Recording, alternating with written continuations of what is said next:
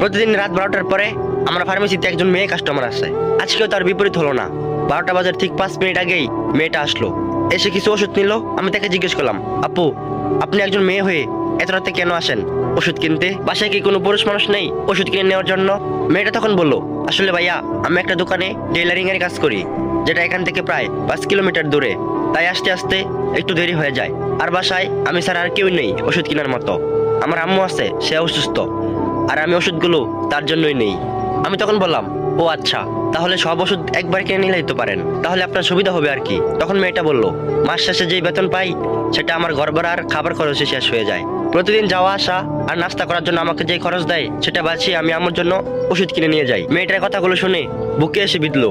একটা মেয়ে কতটা অসহায় হলে প্রতিদিন 5 কিলোমিটার আসা 5 কিলোমিটার যাওয়া, মোট 10 কিলোমিটার হাঁটে। তাকে সান্ত্বনা দিতে পারলাম না, আর সান্ত্বনা দেওয়ার মতো কোনো ভাষাও আমার মুখে উচ্চারণ হচ্ছে না।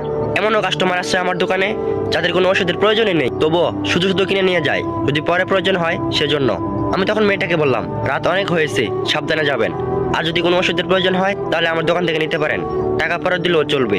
মেয়েটা তখন বলল, আচ্ছা ঠিক আছে ভাইয়া, দোয়া করবেন। এটা বলে মিষ্টি হাসি দিয়ে মেয়েটা চলে গেল।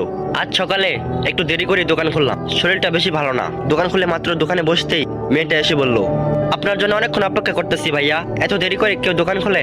আমি তখন মুচকি হাসি দিয়ে বললাম, আসলে শরীরটা অনেক খারাপ, তাই ঘুম থেকে উঠতে একটু লেট হয়েছে, সরি, আমার জন্য আপনাকে অনেকক্ষণ অপেক্ষা করতে হয়েছে। মেয়েটা তখন বলল, না না না ভাইয়া, সমস্যা নেই, আপনার শরীরের যত্ন নিবেন আর আমাকে একটা হেল্প করবেন ভাইয়া। আমি তখন বললাম, জি বলুন, চেষ্টা করবো ইনশাল্লাহ। মেয়েটা তখন বলল, আসলে আমার শরীরটা তেমন একটা ভালো নেই, তাই আমি আজকে হাফ টাইমের জন্য কাজে যেতে পারিনি, আর আমার কাছে টাকাও নাই।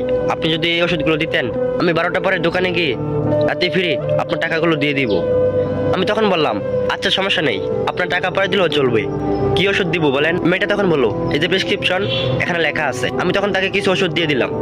মেয়েটাও তখন খুশি হয়ে ধন্যবাদ দিয়ে চলে গেল, আর আমিও ব্যস্ত হয়ে গেলাম দোকানে। তারপর রাত 11টার মতো বাজে, তখন কিছু লোক আসলো আমার দোকানে। সে বলল, ভাই আপনি তো ডাক্তার, তাহলে আপনি ঠিকই বুঝবেন। আমি তখন তাদেরকে বললাম, কি হয়েছে ভাই? তখন তারা বলল, জানি না ভাই, সামনে একটা অল্প বয়সী মেয়ে পড়ে আছে, আর তার শরীর থেকে অনেক রক্ত বের হচ্ছে, তবে মনে হচ্ছে ধর্ষণ মামলা ভাই। মেয়েটার অবস্থা অনেক খারাপ, বাঁচবে কি না আল্লাহ জানে, আপনি যদি একটু আসতেন আমাদের সাথে। আমি তখন দোকানের শাটারটা কোনো মতো নামিয়ে তাদের সাথে গেলাম। গিয়ে দেখি 4-5 জন লোক ভিড় করে আছে। তাদেরকে সরিয়ে ভিতরে ঢুকিয়ে দেখলাম সেই মেয়েটি পড়ে আছে। তার শরীরে বিভিন্ন জায়গায় খামচির দাগ, তার জামা কাপড়ও ঠিক নেই। আমি তখন বৃদ্ধ একটা লোকের কাছ থেকে একটা গামছা দিয়ে তার শরীরটা দেখে দিলাম, আর আমি মেয়েটাকে বললাম, এই অবস্থা কে করলো? মেয়েটা তখন সব সময়ের মতোই মুখে একটা মিষ্টি হাসি নিয়ে খুব কষ্টে বলল, এখান দিয়ে আসছিলাম। তারপর বাদ দেন ভাইয়া, আমি খুব টেনশনে আসছিলাম যে